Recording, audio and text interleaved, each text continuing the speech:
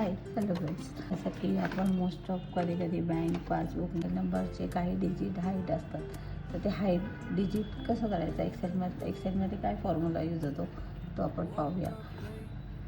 First is equal to inverted comma 6 times जाते 1 2 3 4 5 6 and then inverted comma close and आता आपल्याला इथे राईटचा formula use करायचा आहे. राईटचे डिजिट आपल्याला हाईड करायचे.